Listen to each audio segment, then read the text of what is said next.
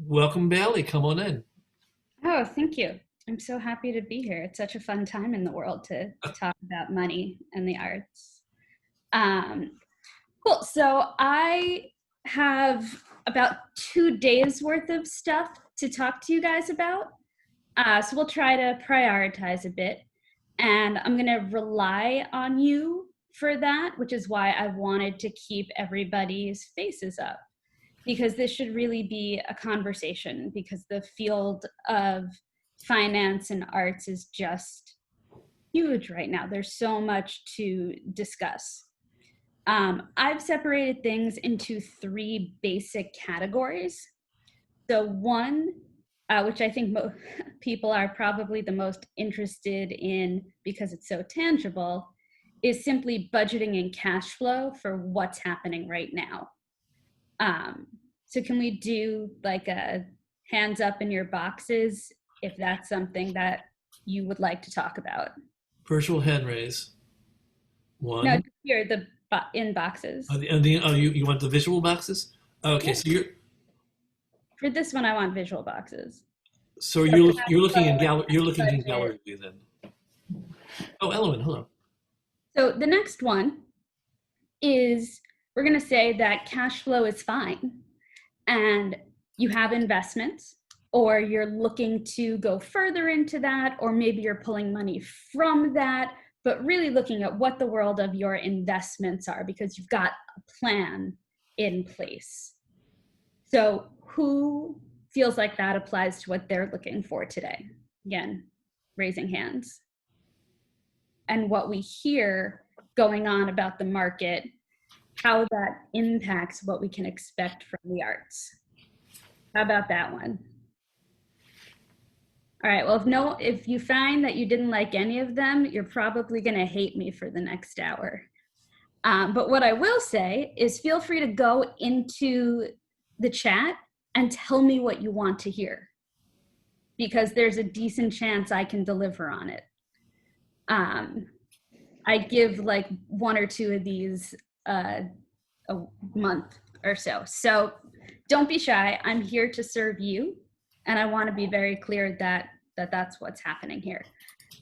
If you have a question that is burning and you need to ask in context, unmute yourself and ask it. Just remember to remute yourself immediately after. That's really the big thing for me. Keep yourself muted, or I will have to stop in the middle and I never remember what I'm saying afterwards. So that's the housekeeping. A little bit about me so you know the context from which my advice and pontificating comes from. So currently I own a financial planning practice called Entertaining Finance. We've been around for 15 years. Roughly 90% of my client base, if not more, are in the arts, generally theater for the most part, or they are in professions that are not technically in the arts, but work around the arts. So they're the physical therapists who work on the Broadway shows. They are the accountants, they're the agents. So I'm in this with you, like in a very real way. I'm exactly where you guys are. So that's where I am now. How did I get here? Because that's really important. I started my professional life as a stage manager. And once a stage manager, always a stage manager. It's not a job title so much as a personality trait. So I was doing that. I was doing it for showcases. I had no money because showcases didn't pay. And I was working, making absolutely no money, hating my job. Quit that, went to go get a degree in massage therapy because I figured massage therapy would pair really nicely with stage managing. And I could get like touring jobs really easily with that combination of skills. I was a healthcare professional. That'll be a good thing for me. Which kind of ties into some of the stuff that some of you were mentioning of, I have this job, does it transfer? What do we do? There's a lot of stigma around the day job. I encourage you to look at it as a business plan and what you're willing to sacrifice to put together that business plan. So for me, I found something, luckily, that I loved. I loved the massage therapy. So I was very lucky in that. Some people, it takes a little while. You know, I temped. That sucked. That was not a good business plan. I love what I do now, but there are some parts of it that I hate. Follow-up emails, I despise them. I really, really do. But you know what? In my business plan, I have to send thoughtful and detailed follow-up emails. That's my day job, to do things like this and get information out in the world. So that was my plan. But plans are just made to be blown up with massive grenades. And so 3 weeks before I graduated, I was in a car accident and shattered my arm.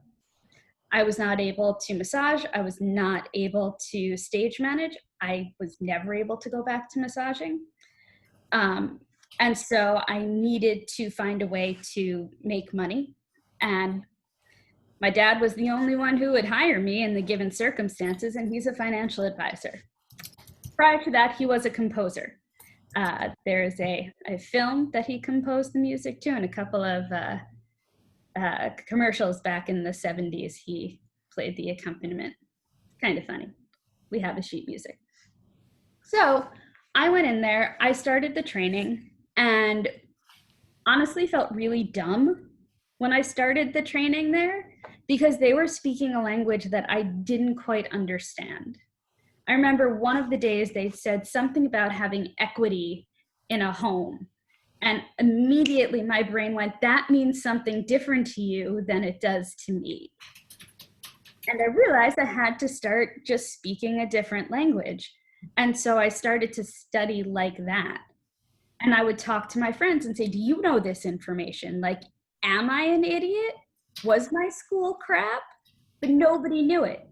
No one really ever goes through with you how an auto insurance policy is supposed to be put together to benefit you the most. For the most part, we call up and we go, I need insurance. That sounds okay. I don't want to pay that much. What could I do? All right, that sounds good. And I don't say that with judgment. That's definitely what I did up until I learned all of this stuff. So as I was learning about it and talking to friends, my dad was kind enough to go meet with my poor friends who were still working in showcases at that point. And they loved it because there was no financial education or services in the arts. And it was because of that that I decided not to go back to massage therapy and instead to stay in finance, where I thought that I could do more for my industry, since I don't know anyone else who does what I do for the industry that I do it. So where I come from is a place of education and figuring out the context for what's going on all levels. With what's going on politically right now with Black Lives Matter, I've started researching what I've missed in the financial history that I don't know about Black contributions. And I'll tell you, it's disgusting what I'm learning. I won't even go into it. It makes me too angry. But go into it. Go into it by all means. Let me pull up my document that has the biggest offense that I found. So the New York Stock Exchange started giving access to people buying stocks, which essentially means there was a public offering, an IPO, in 1792. The first Black-owned company to have an IPO was Johnson & Johnson in 1954. 1792 to 1954.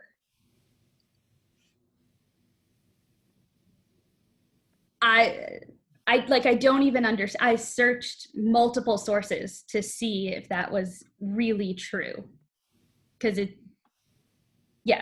blew my mind. And then there's the history of banks literally stealing money from former slaves.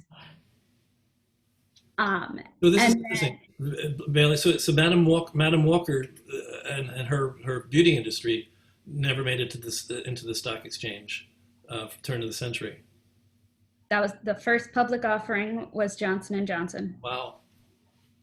There were black businesses. They just were closed out like everything else. They weren't big enough to actually like go and make an offer. So they weren't, I don't know what it was at that time. I guess it's $1 million now, 3 million. But they weren't in a place where they said, you know what, the company is big enough that we, as the family who own it, feel confident enough that we can take a percentage of it and say, yeah, the public can own that part of this company. So it has to be big enough. I don't know how big my company would have to be before I was like, yeah, I'll give up some control to, you know, the general public, whoever has access to the stock exchange. I'd have to have a lot of money for that. A lot of money. So yeah, I've started looking that up. The stock exchange, the stocks were actually invented by pirates. Also interesting to know. So yeah, I like to learn about these things. And so I really put time into learning how financial planners work with business owners, because that's what every single artist is. And really everyone who loves their job and creates something as a result of it or aids in creating something is a small business owner and needs to look at themselves like a business owner. So we're going to get into this whole artist and the economy and me on my soapbox a little. Needs to be a business owner, and it came up already, and I'm so excited that it did. But I think the arts are taking a step backwards with all this free material that's going up online. I think it's dumb. I'm not going to pull any punches there. It's dumb. Art has so much value. So much value. I watched 12 hours of TV the other day. I'm not ashamed of it. I binge watch. I live alone. So none of that would be possible without artists. Everyone is watching TV. Everyone is missing live performance in some way. That's all artists. And we take it for granted. And since we take it for granted, they take it for granted. And so they don't want to fund it as much. And so we just keep saying, it's like an abusive relationship. They're not giving us enough money. And then we're like, no, let me do more. Let me do more. And then they still don't give us any more money. In fact, they slash funding. And we're like, no, look what I can do. It's not good. I think this could be an opportunity for a reinvention. So many things are being reinvented. I know it's not easy to price something new, but everything we've ever purchased was new at some point, and it'll get there. And we have some touch points. There are things that are going on, but yeah, maybe occasionally there's a benefit. But if you would charge for it in any way outside of Zoom, you should have income from it in Zoom. I do my meetings via Zoom. I still get paid. People are coaching Pilates through Zoom. They still get paid. People are entertained. Those guys are getting paid. There are stand-up comics who are doing shows. You have to pay admission. They're getting paid. Billy, I think the concern, though, is that because of COVID, our audiences have less resources, financial resources, than they may have had before. And I think we're being a little shy about it. Although I will say that I have been doing a pay what you can, and I've been relatively happy with the pay what you can version of this. So that is another trap of the starving artist mentality, which is I feel like I don't have any money, so they must not have any money. You have no idea what's going on with them. They could be millionaires, the people who want to see your play. And you know what? If you have a $15 ticket, then they're going to see it as a higher value item than something that has a $0 ticket. That's just perceived value. Anything with a cost is immediately perceived as a higher value. Which is why people buy stupid luxury stuff. It just is. So artists have this amazing opportunity to stand up and say that we are not an industry of donations. Yes, we'll take donations because you're going to give back and you're going to create art that changes the world. But, and I hope I'm not offending anyone here, not all theater changes the world, and it's not all intended to. So you should make money. That should always be a commercial endeavor, in my humble opinion. And I think that this is the chance, as everyone is coming back to work. So many industries are reinventing. We're talking about defunding the police, and people are proposing an entirely new way of looking at law enforcement. We can't find a way in theater to say, hey, I have value. Actors are far less oppressed than what's going on elsewhere. And it's uncomfortable. And I get it. I struggle with it myself. I just put together a packet where people can subscribe to my services. And the lowest package is you just have unlimited email to me. So you can have like a financial advisor on call. And my initial instinct was to go, all right, what's the lowest I'm allowed to charge? What's the low? Because that's what I'll do, because people aren't going to want to pay for this. And I already in my head, I decided that no one was going to pay for it unless I charged nothing. And then I sat down, was preparing for a talk, and I was like, oh my God, I'm doing it here. I've been trained to have no money. And that started long ago when I was in theater, and I've been working against it, but I upped the prices, nothing crazy, but something that I feel represents the value that I'm willing to give. So I'm not going to be angry about doing it. That's really my baseline for a lot of things. So with all of this, what are we looking at? How is it accomplished? I don't know any of the details, clearly. So let's take it back to what the hell is going on right now in the country.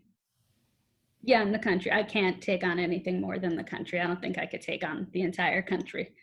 Thankfully, that's not my job. But I would be doing a better job than what's happening. I think any of you would be. So what we're in and experiencing right now is not a financial crisis. It's not a financial crisis. We are in the midst of a healthcare crisis, the likes of which hasn't been seen since the Spanish flu. Now, I know this isn't news to anyone, like it was when I first went through this with people back in March, but we need to say it for context. So it hasn't happened since then. At that point, the stock market wasn't what it is now, and everything wasn't as crazy as it is now. So we have no way of saying, all right, so that's what they did back in 1912, 11? You guys know. That's what they did. It's Friday afternoon. The fact that I'm speaking English coherently is nothing short of a miracle. So they had the Spanish flu, but us standing in 2020, we can't go, oh, that's what they did. That worked. That's what we'll do. So no reference point there. So then maybe we'll look at 2001. My brain is gone. The tech bubble bursting. It is 2001. So the tech bubble bursting. That was the market becoming overinflated with all of these companies that weren't actually worth what they're worth, because that's one of the issues with the stock market and how it's kind of been broken since right after World War I, when we went off the gold standard, which is a whole separate conversation, but it gets overinflated, and then the bubble burst and everything plummeted. That's a financial crisis. We can't compare our healthcare crisis and the impact it's going to have on finances to that. So let's go to 2008. That's more recent. Maybe that can help us. No, because that wasn't a healthcare crisis. That was a real estate crisis. It was a financial crisis. So there are a couple of ways that they look at this, and they use curves for that. Can I share my screen? Yeah, I can give you permission to share your screen, I think. Let me see. Sandy, you know how to do that. So I'll take care of it. Hang on. if not, it's cool. You should be able to share it now. Go ahead. So thankfully, this is like the easiest thing that people in finance ever created. So there are three curves that things turn into. And isn't it nice that it's called, it's LERV. So L is a depression. That's what it looks like. The market takes a very steep fall and then stays at the bottom for a long time before it comes up. So that was the Great Depression. That's one sort of crisis. The U, that's not words. Sorry. This is a recession. I didn't draw it so much, but it goes down slower. This is the 2008 with the real estate. It didn't just one day plummet, which is what happened for the Great Depression and in the 80s, although it didn't stay down there. That would be the V. Goes down slower, stays there, and comes back up. So that would be really all of 2000 to 2010, because the market was basically flat and ended up right back there. The V, this is for a disaster. So that is 9/11 is the best example of that. Stuff got real, everything dropped, we dealt with it, huge pride in the country, everyone's investing in the market, the economy is growing. Wartime economy always grows, but let's not tell, certain people that. So this is how they're looking at it. And at the beginning, everyone was positive it was going to be a V curve, just very clear that we were going to have the healthcare crisis, figure out the vaccine, maybe have a little plateau at the bottom and head back up. Nobody thinks that anymore. Now it's looking like a U curve, and that's solely because of poor management from the top. And that's because once you get yourself into the U curve, how do you get yourself out? Well, people have to invest in the market. I realize I sound somewhat like a Republican here, but I'm not saying it that way. Because the way you get that is for people to have jobs. And so what's happening right now isn't providing a way for people to have jobs, but that's because the healthcare crisis wasn't managed initially, which has caused a job crisis, which has caused a financial crisis. So we've got a number of things to deal with, and creating a business and figuring out income from that is very, very, very tricky. And I would say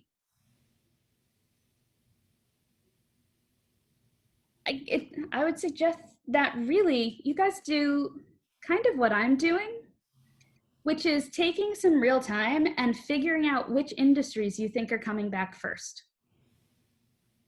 Because those are the industries that you'll be able to work with first. As theater, they might have their facilities open first. they'll have people first. Maybe you can perform on their sidewalk while they have their people eating.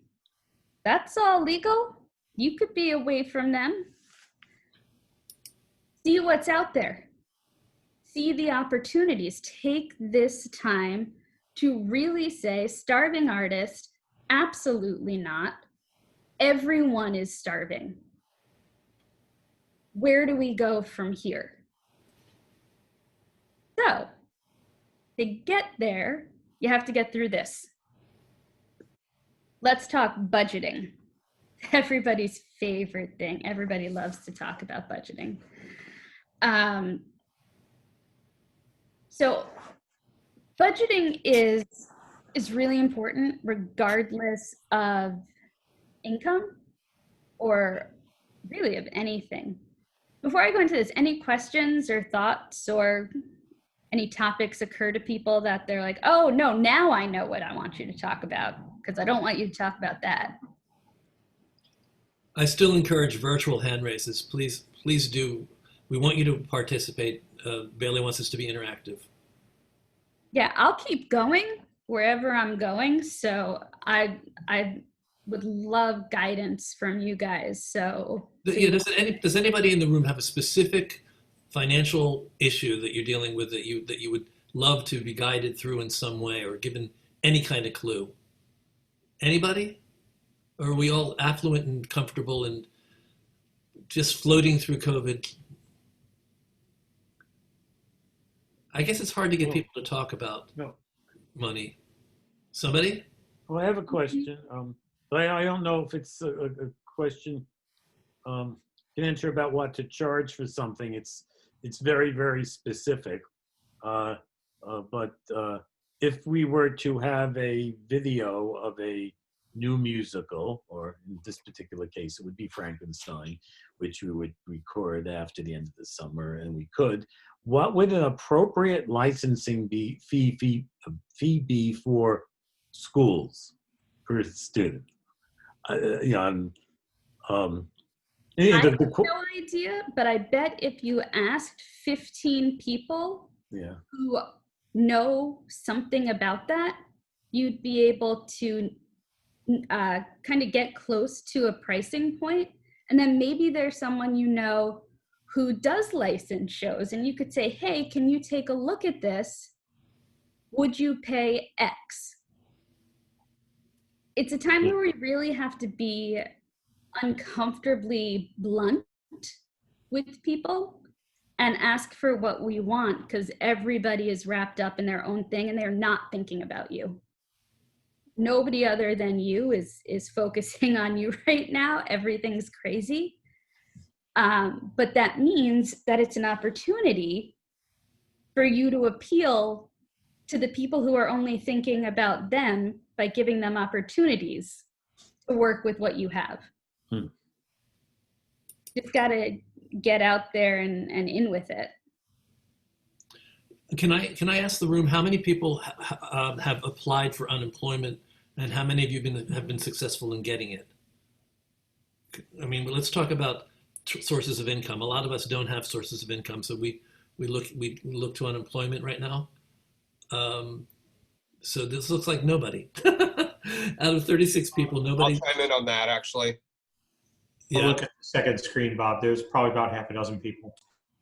Oh, I'm looking on the virtual. So you're talking on the screen itself. Okay.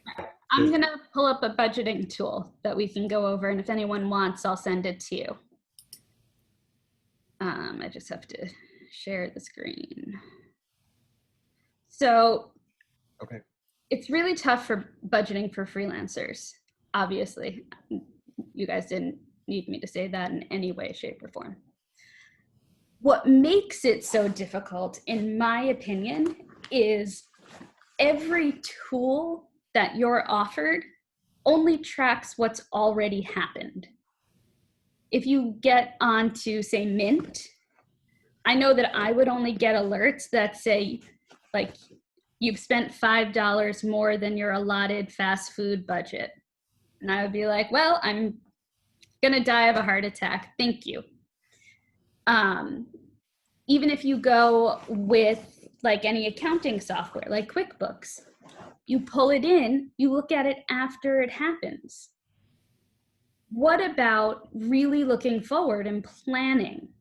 That's where you can shape your future. That's where you really have power, because the most important point of money is if you keep it in your account. It enters your account, and then what happens? That's where your power is. You don't control anything else with your money. Not entirely. So what this is, I'll go over to the template. It is just a formatted Excel sheet, and it has a couple of tabs at the bottom. There's a template tab, and then there are tabs for each month. On the template, this is where I list out with everyone their set bills, things we know they're going to pay, and then some approximates for groceries, electric, maybe gas, depending on what they have, dog walking. And that all goes in here. If we know there's guaranteed income from something, that goes in here too. If there's not, it doesn't, because this is the template and it doesn't matter what our numbers are. I am going to just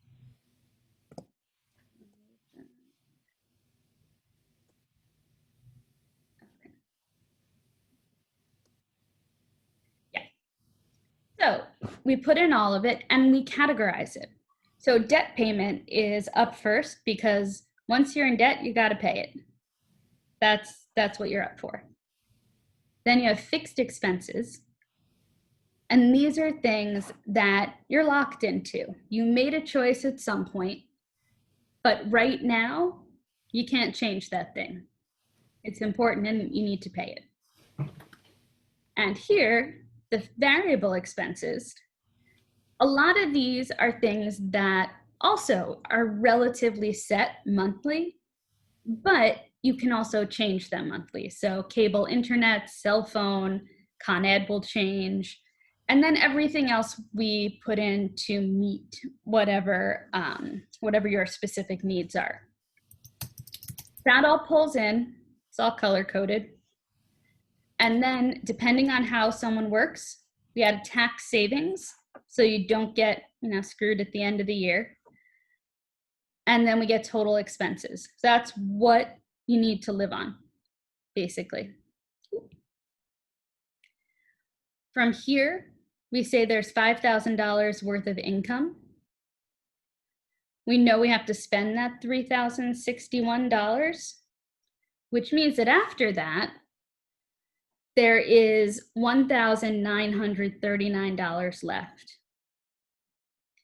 We need a savings goal, because that has to happen before we can spend any extra money.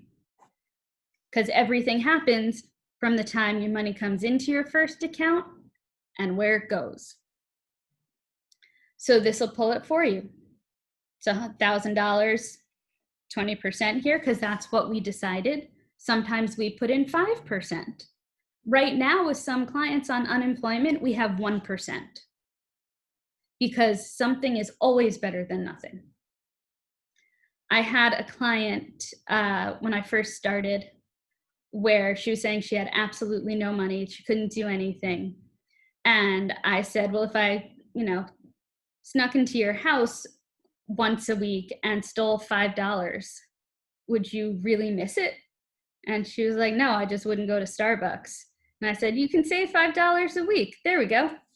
Easy. And that's how it can start, especially with these automatic transfers. It's a great way to accidentally save money. So once you've saved, there's money left over, and that's yours to have fun with. Once we have this done, paste and copy into the rest of the year. So let's say now we're looking at March. Well, March, we don't have nearly as much income. So now we know that in March, we have a problem. I have a question about the first page. What you limited income to $5,000 of sales. I didn't know where that came from. What Oh, is, that's just completely made up. It's just $5,000 of income. oh, random. It could be gig one, gig two, gig three. It's not from specifically sales. Yeah, it's just however people make money, they would enter it in there. It's all a choose your own adventure. So this could be like,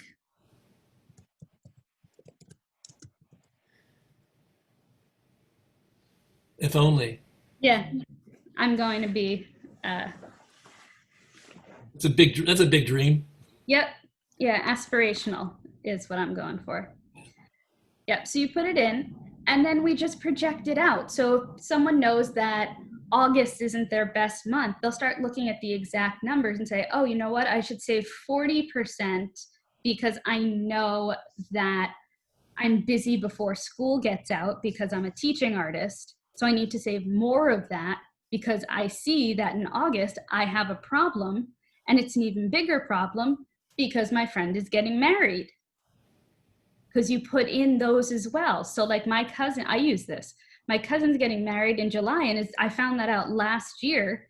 And as soon as it came up that I could put July in and everything I'd have to do, I did. And I kept looking at it going, all right, that's an extra $750. It's a good thing I remembered it was coming, because I do not want to use like actual savings for it. I want to use additional savings that I put to the side. Saving for a wedding should not affect my future. It should maybe affect my day-to-day lifestyle. Ideally not, but if anywhere, that's where it would come from. So that's the way that this works. I highly recommend using some sort of system that allows you to plan ahead. And also to be really, really clear with yourself about your costs. And be honest. Most people aren't honest. You think you are. But you look at costs and everything, and it becomes really kind of scary. I have run into people who spend $200 a month at Starbucks, had no idea. It's just like they buy coffee when they need coffee, and it's on the app. So who even knows? What people spend, I had someone who spent $600 a month on Seamless on a regular basis. There are all of these little expenses. I went through all of mine at the end of the year and found out so bad. I was paying for HBO on both my Amazon Fire Stick and my iTunes. And then I canceled both of them because I was so angry about it. Told my dad, and he was like, why aren't you using my login? I pay for it. Like, I already have it. Saved $35 a month, $30 a month. Nuts. So to be really aware of what you're spending generally saves some money, especially when you're doing a coasting. And I would say, be kind to yourself. Be very, very kind to yourself right now. Things suck. They just do. And everybody's going through it. You're not doing anything wrong if you don't have money right now. It's not a failure, not at all. It's just how it is. If anything, you have been failed by others. You've been cut off from doing what you want to do, what pays you. I keep getting frustrated because when I get frustrated, what I like to do is go to theater, and it calms me down. I'm sure you guys can appreciate that. So it just goes around and around and around in a circle, which then circling back makes people want to perform, And then once you performed, you want to get it out there. And then it's oh, I don't know if people will pay for it. Bob's screen looks so funny. So that is something to think about. And keep in mind that you're not doing anything wrong, even though I think in the arts, it can feel like you've failed when you don't have money. And this is a time, like I said, it's not even a financial crisis. This is a healthcare crisis that's really ruining things for pretty much everyone. The market's nuts. I have a whole litany on that. Well, I'm wondering how many people in the room actually have any investments in the market, whether that's a concern for them. Anybody want to raise a hand or let us know? I mean, I know I do. It's a big concern for me. Are there any, David Gassner and Joanne Phillips, you've had your hand up for a while. Did you want to ask something? Oops. No, I did that. So Joanne, you're if you're speaking, you're on mute right now, and I can't find you. There you are. There. Yes. All right. Yeah. In fact, I was just replying to. I see you just asked me. My question as from the a producer's perspective is the predicament of trying to get people to invest money in a production when we really can't say when we can even have live theater take place. So that was my thoughts at the time. Yeah, that makes sense, and it's crazy to think that you would have to do that, to say, hey, not only do we not know if this will make money or do anything, we also don't know when it's going to happen. But to be fair, also, with theater, you never really know when it's going to happen or what's going to happen with it or where it's going to go. And right now, I think people want something exciting and something to look forward to and something to be a part of. We're all so isolated. I mean, now that I'm thinking about it, to be an investor in a show, then you'd get to see things. What if they got to attend like the director giving a little round table on Zoom? Oh my God, that'd be so cool. What if they got to see the set or some color swatches? Who even cares? How cool. I mean, it's sounding really cool to me. We've been separated from it for so long. And there are things you can give people that's not the milk for free. You can let them come and pet the cow. Great, that's some food for thought. Thank you. It's milk for thought, yeah. Yes. I hope I dream about that tonight. Oh God, that sounds. RK Green has his hand up, and RK's from he works for Citi, so I think he's got some financial background. RK? Yeah. There you are. Let's see if we can get, there we go.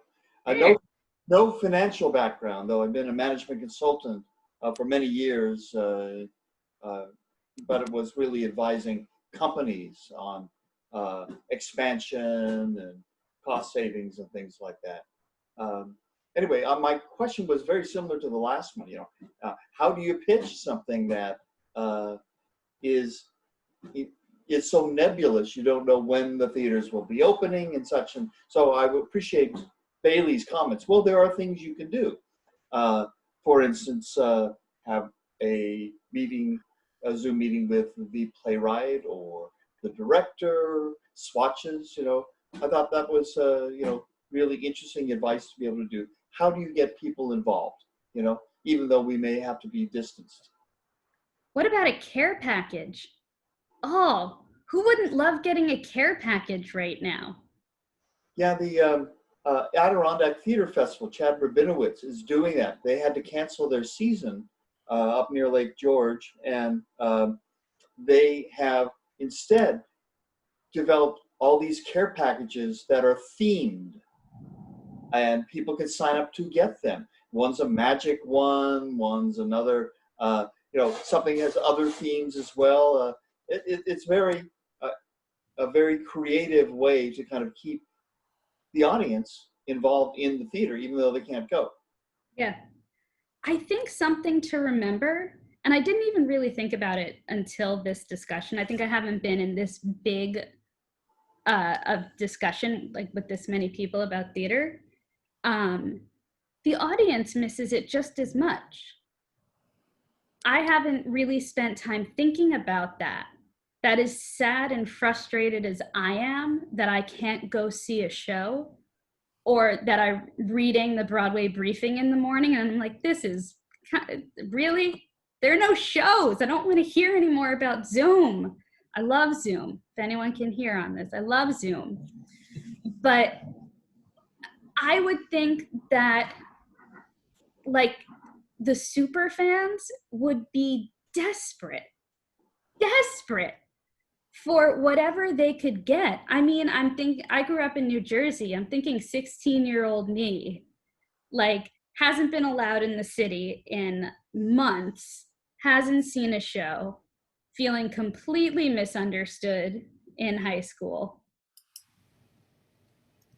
What if I could interact with the show? What if there was something that I could do? And I would pay for it. And you know what? My parents would pay for it. My parents would have paid for it because theater kids need theater. That's why they do it.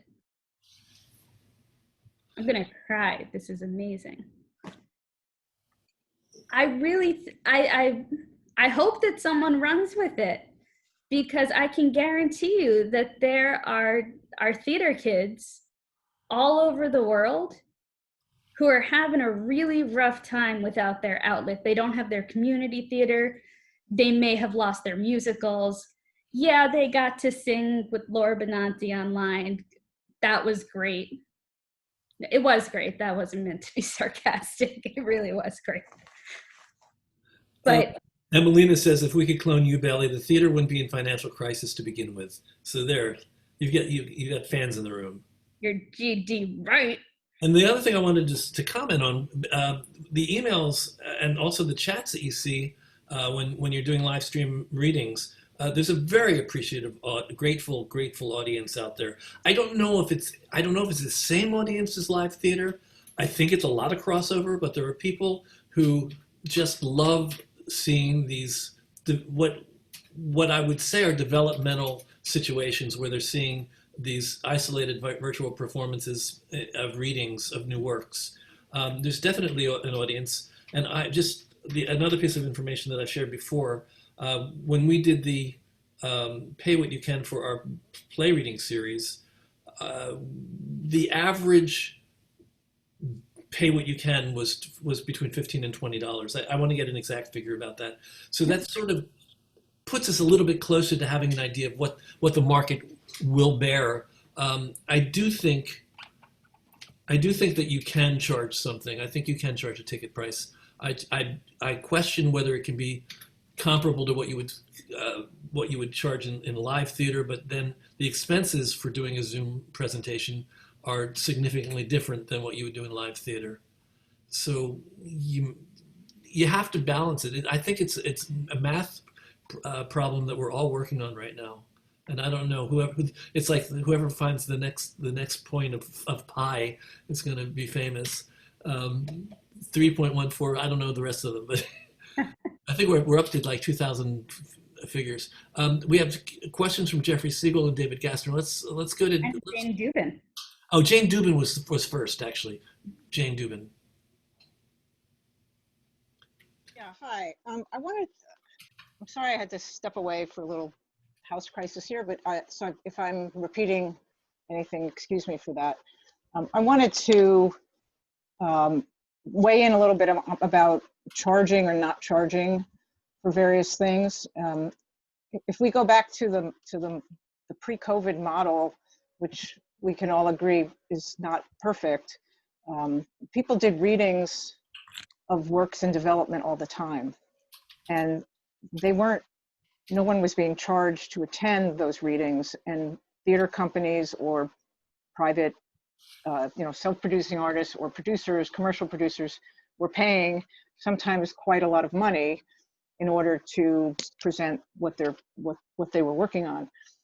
I think now my theater company on the nonprofit side did an event last night, and I can tell you that we did a similar event last year live, which we had to pay for space, we paid people, and it was not a fundraiser. And last night we raised a ton of money using the please come, please support us. People supported us who didn't even watch the video. And I think that there's a hybrid now. If you're doing a fully fledged production, which is similar to, like, if you're trying to take what was a full production, put it on some sort of virtual space, then the cost of that would has to be made up somehow, and people will pay. There are things that are for pay, and people are attending them, and it's a trade-off. But on the other hand, the ability to have people from other places who may become familiar with your work, and who may be inspired afterwards to donate, to invest, to whatever, is much broader in this interim period of time. And at some point in time, the costs of everything are going to go up. But right now, if you discourage your audience from attending, then it means the actors aren't getting paid for things. There has to be some way to make, for people who are putting on these events, to cover their costs. Charging $50 for a ticket, that's just not going to happen. There's too much competition. And I think by allowing, I agree with you, Bailie, that you're kind of, I don't know what the word is, you're spoiling the audience by making everything free. But I think a lot of people are finding that if they attend something, that they're paying for it after the fact or even before the fact. It's certainly been true in the nonprofit world, in the fundraising world. So many people have talked about virtual events and how they're reaching their goals on a net basis. The total dollars may not be the same, but it's about the net, and the cost of putting things on is so much lower. So that's my thought on this stuff. I mean, I completely agree with you that nonprofits and fundraising should still be like donations, and people should perform for free. And there should be something for free, like the same way people have things for free on their websites before this. It'll stay put. But I feel like actors are just throwing everything out there. And it's like, hey, I have my 5 best friends. We're going to perform a show on Zoom, and then we're going to promote the hell out of it. And then they just do it. And it doesn't mean anything because access is so easy, where if they had to charge, if they thought about it that way, then the audience would think about it that way. It feels very messy to me right now, and it's hard to take some of it seriously, if I'm being honest. That's kind of where I fall. But for clarification, I definitely didn't mean that every single thing should be paid for, and the prices shouldn't be anywhere near what they are in person. It's a different medium. It's completely different. But I know that if I saw something that I wanted to go to and I purchased a ticket, I would go to it or like show up.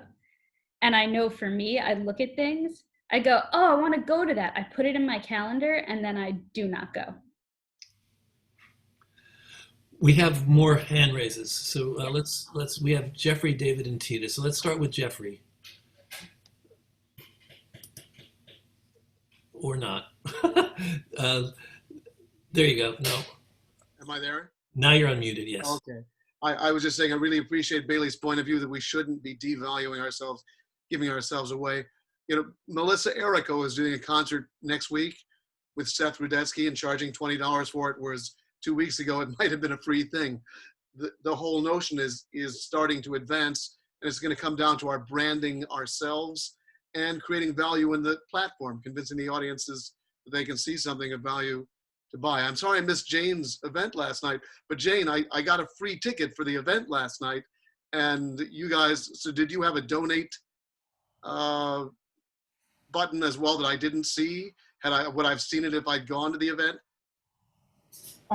Yeah, actually, on the invitation to the event, it explained why it was that we were having the event, why we were focusing on our kids. It was an event for Houses on the Moon that focused on the kids of a school in the Bronx, the Hostess Lincoln Academy in the Bronx. And many of these kids were seniors, and we've been working with them for 4 years. And we've highlighted them at times in the past, but this year we just decided to have it just be the kids. So during the event, we used StreamYard. There was a streaming that said, you know, you can donate here. On the YouTube site, if you watched it there was a link in the comment section. And if you watched on Facebook, it was comments periodically. Today, you would have gotten a follow-up email, which explained what the event, you know, that we had a matching grant, that we met our goal. And if you missed the event, here's a link to watch. And if you missed out on donating, here's a link to donate.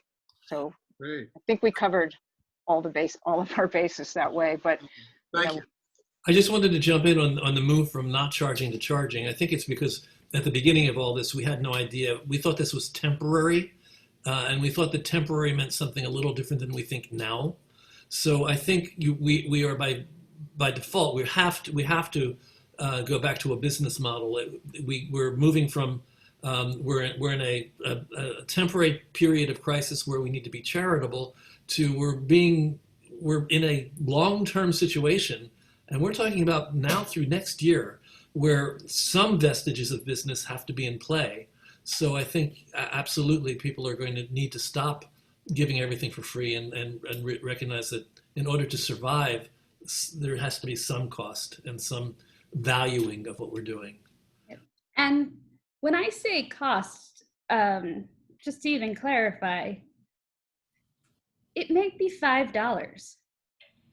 It's not like a huge thing. It's just something. One, for the perception thing, which is just, you know, if you pay for something, then people perceive it to have more value. It's just dumb, but people do it. Making people go, and then placing value. And $5, who's not going to Venmo you $5 to see what you're doing? And if there's someone that you really want to come who can't do $5, then you can be a wonderful person and say, hey, you know what? Don't even worry about it. Here's the link. And then you were just waived the $5. And I mean, I am not the end all and be all on this.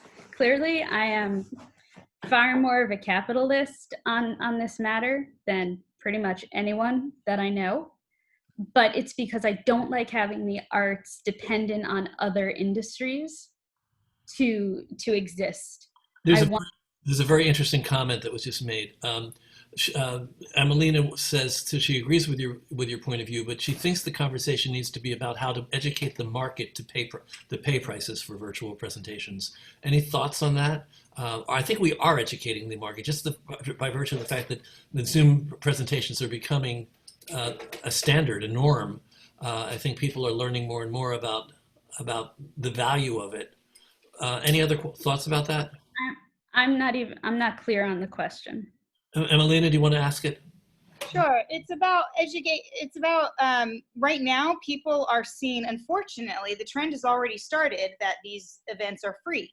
So I don't think it's a matter of just starting to charge prices or raise prices, because there's a whole momentum going of already that this stuff is supposed to be free, and there's a mindset. And in the beginning, everybody was like, don't, across industry actually, don't charge tickets in the beginning of the pandemic, like don't charge ticket prices, all of that. So I think like Jane actually just said a comment, we have to prove value, and I think there's something to that, but I think maybe that's what we're doing. And I think the conversation is more about what the market will bear. I think that's a more valuable conversation right now, as opposed to just raising prices, because I think we could all easily tomorrow start charging, more higher ticket prices, but I don't think the market will bear it. And if anything, I think it'll hurt us if we just all started it tomorrow. So I think there's something to be said for proving value or talking about what the market will bear, and ticket buyer behavior. Well, it's not something to start tomorrow. It's a concept of what I think will work. Not a concept, it's an idea of what I think will work as a business plan for what's happening on Zoom. It's not going to start tomorrow. It requires planning. And as I was saying, with like the day job and the arts job, that I don't believe in it. I believe it's a business plan that you do the two things together. Agreed, this yeah. requires a tweak in the business plan. This is a different model that's never existed, that you have to do some research before you put like money out into the market. Yeah, you have to do some research. What are you putting out there? What are other people putting out there? Can you get consensus from a group? Do you have a star? Because then you can charge more. There are so many factors that go into it from where you're coming from.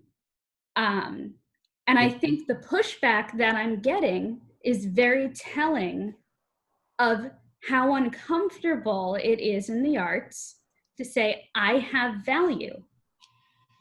Right, but I think the pushback is not, I mean, I'm actually with you because I educate artists on this same issue. So I'm totally with you. I'm not trying to challenge you, but I think that this has been an issue pre-pandemic. This is one of the problems with the models of Broadway, if you ask me. Like, we can't raise ticket prices enough to bear the weight of theater rental or whatever. This is why 1 in 5 shows on Broadway are recouping, which is crazy when you compare that to investment models of other industries. So I think that there is a larger problem here, and on Broadway, they say there is a ceiling. People are already complaining about $400 tickets, and people are, and theater producers are still not paying their bills or whatever. You know what I mean? We're kind of getting down in the weeds here. This is a great discussion, but let's go ahead and move on and take some other questions, because we've got some hands up. Let's start with Jeffrey, and then we'll go on to David. Go ahead, Jeffrey. You'll need to unmute yourself.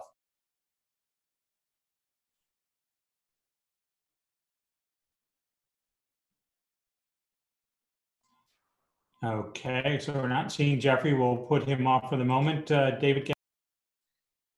Yeah, so first of all, Bailie, thank you for communicating this point of view. I've been trying to evangelize this in Seattle for the last couple of months. It's a deep concern of mine that, and I'm going to agree with a lot of folks who've already spoken, so I'll keep it brief, but I'll put this in a different prism. 15, 20 years ago, when the internet started, it slowly started to eat away and then started to destroy the newspaper industry. And the newspaper industry reacted by starting to give everything away for free. And it's taken them 15 years to start to retrain their readership to understand that there are costs, that journalists have to be paid. Without the revenue, you can't run a newspaper, you can't run a magazine. I think that I completely agree with what Bob said, that we thought at the beginning, I remember when we first got shut down in March, we thought, well, maybe our theater production will be able to come back in a month. Boy, were we wrong. And now we know, as we start seeing theater companies canceling entire seasons, that we might be in this for quite a long time. And so we have to rethink the business model. I work at the lower end of the economic ladder, nowhere near Broadway, but we're dealing with the same issues. We have our costs, we have what we need to pay for in order to do the work. My feeling is that we need to understand that there's a big difference between developmental work and finished work. And as much as I've loved being able to see the National Theater Legacy productions, being able to see the Apple Family show from the New York Public Theater, the show from the Royal Court, everybody giving this stuff away for free, these are polished, finished productions. And these are training the theater audience to think that that should be free too. No individual producer can solve this. We can't solve it across the entire industry, but as an individual producer, you can make a choice. And when we talk about the market and saying, what can we charge? And if we don't give it away for free, somebody else will. I don't believe that, because theater isn't a commodity. I can't exchange one theater production for another. If I want to see that theater production by that playwright with these actors, and they're charging a $25 ticket, I'm going to pay the $25 ticket. And I think most theater audience members will. And if you give it away for free, they'll watch it for free and they'll give you a donation. But my experience over many years of working with theaters that have done pay what you can, pay what you will performances, is that the revenue from those is a fraction of what you get when you actually charge for a ticket. So I think it's up to each individual producer to make a choice, but I've been encouraging producers in Seattle to rethink what they're doing and not give it away. If you're putting the time and energy into a finished production that you're then distributing over a live stream, charge the ticket. If you're doing a play reading, that's great. But we want to encourage producers to put the time into creating real finished work, putting it out there, because the theater audiences are as hungry as the artists. Piggybacking on what David's saying, I was saying before that we did relatively well with our pay what you want, pay what you will. But to be honest with you, the percentage of ticket buyers was smaller than it should have been. And if we had charged $5 a ticket and had as many people come and see the show, the two plays, we would have made twice as much money as what we did make in donations. So, David, you made a great point about the evolution of the internet and how everybody wanted things for free initially, but had to lead to revenue models that made money for people. And so theater will evolve. We'll head more back to our traditional spaces in the end, but there will be models to make revenue and profits virtually as well.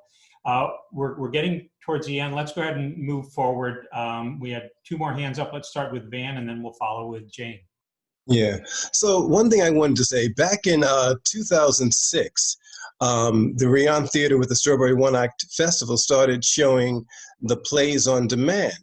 And our ticket prices for in-house were $25. And when we showed it on demand, it was $25. But the benefit was you could sit there with your entire family and watch the show for the price of one ticket.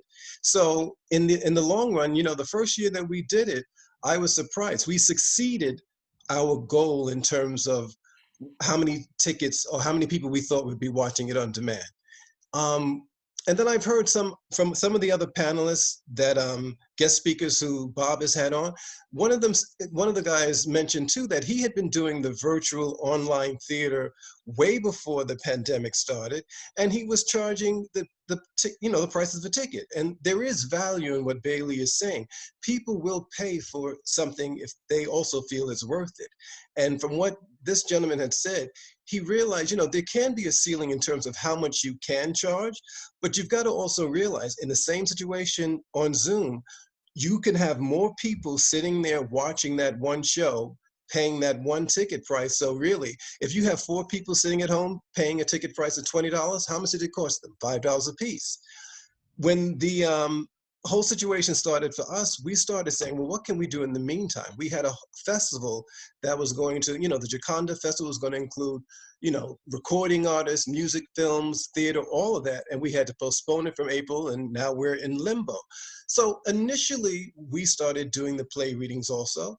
And since it was on Zoom, which was a new format for us, I said initially, we should be doing it for free until we learn what we're doing and how to do it effectively.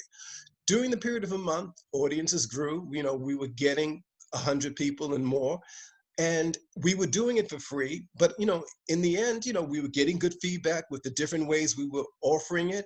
And then I had to also realize we were spending at least 6 hours in rehearsals. All of the things that we were doing. After a while, it does have value and it does have cost. And you realize you can't be giving it away forever, because otherwise, how are you surviving?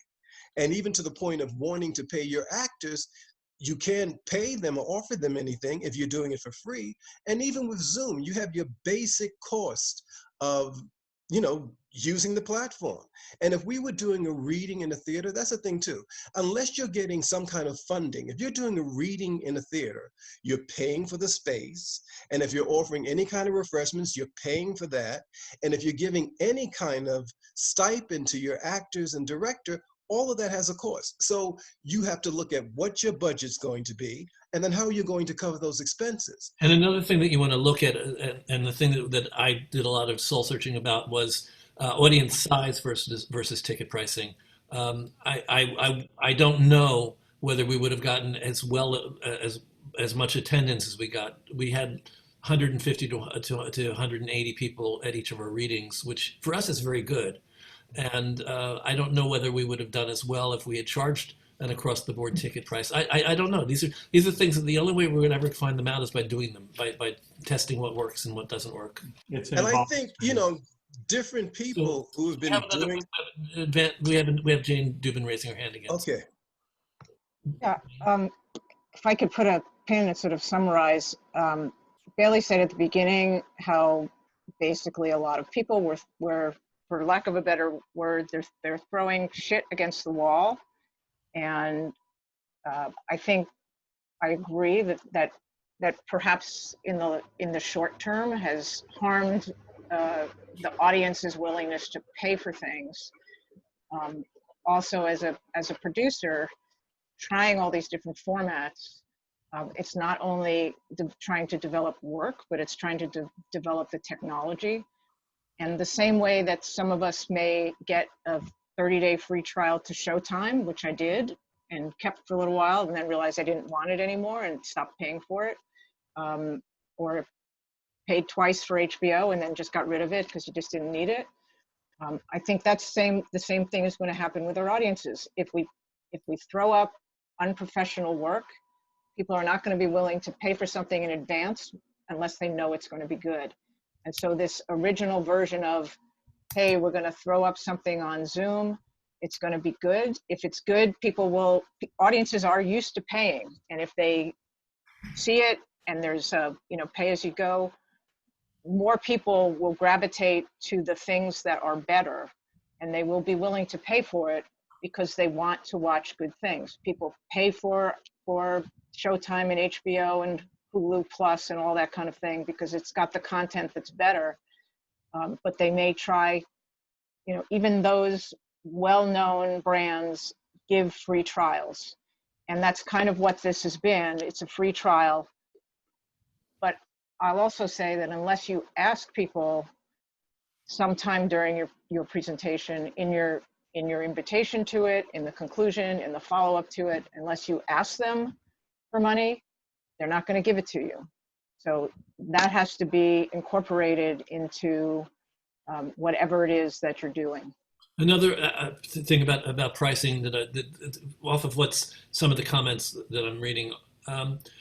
When we first started doing all these Zoom readings, a lot of us, most of us, all of us, didn't really know what we were doing. It was all very new. We're getting better and better. So I think that not charging at the beginning was also to some degree because of the fact that we felt insecure about the value of what we were giving to the world. Now that we're getting better, we're understanding how to do Zoom more professionally, with more polish. I think that's another reason why charging is going to become easier. I think it's going to become easier psychologically from the producer's point of view, or from the writer's point of view. I also think that Jim Kierstead made some interesting points yesterday about he pre-records and does editing and post-production to create more polished looking presentations.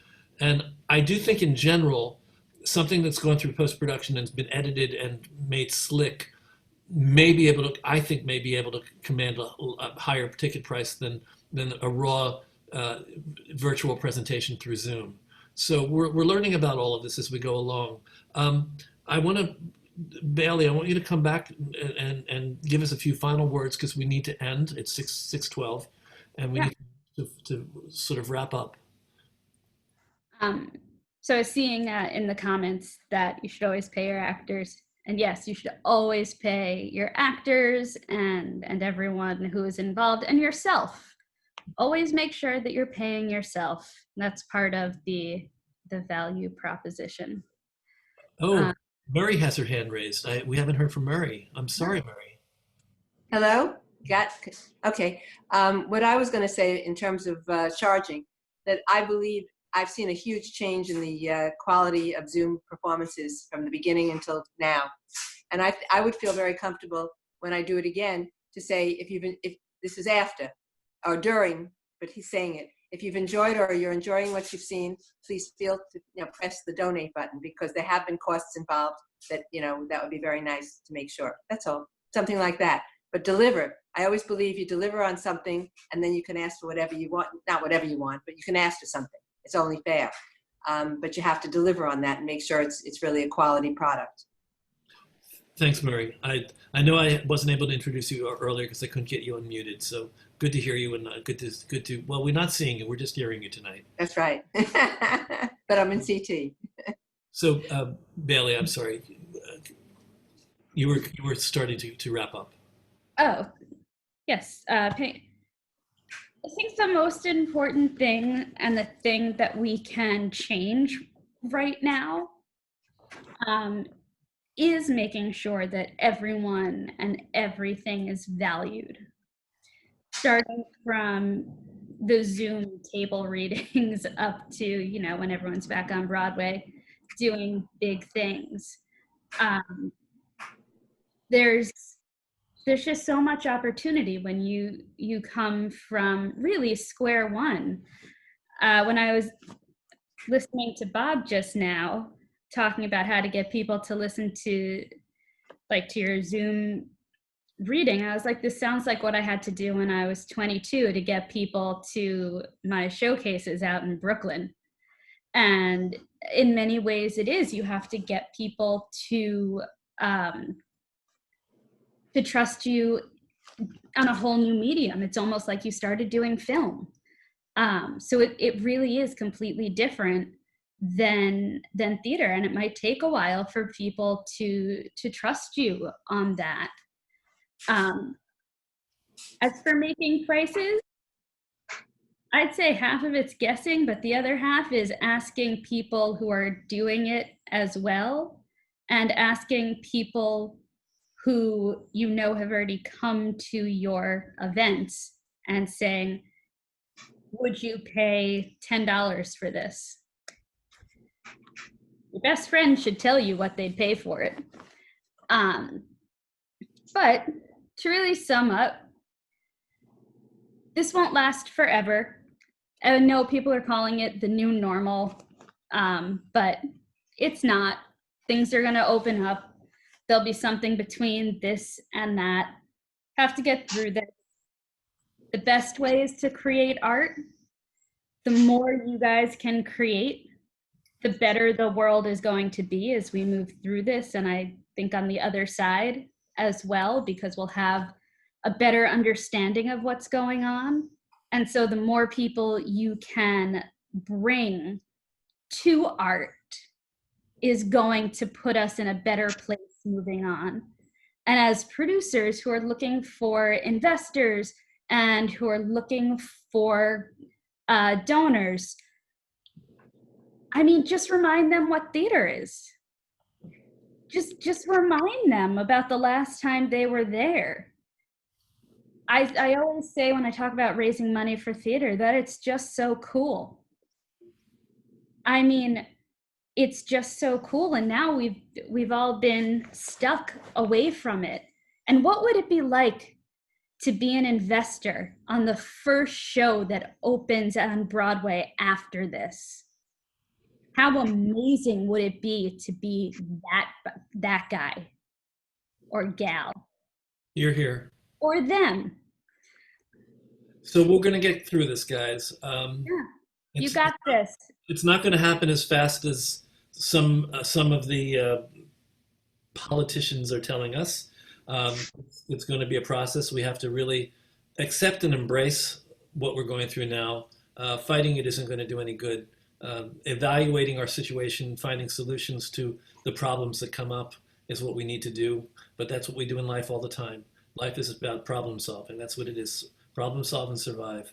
I am going to do a July 3rd Zoom room next week, a Zoom gathering next Friday. And Margot Astrakhan, a commercial producer who's also involved with not-for-profit, and one other producer is going to continue the conversation we had last night of life on hold and what we do in the meantime. So come back. It's going to be a pretty informal gathering next Friday, and you're all welcome to be part of the conversation. And thank you for being part of TRU. I'm very grateful to all of you for being here. And that's it. You can hang out a little bit while we close down. I'm going to leave the room open for another five or 10 minutes, and then I'm going to cook dinner.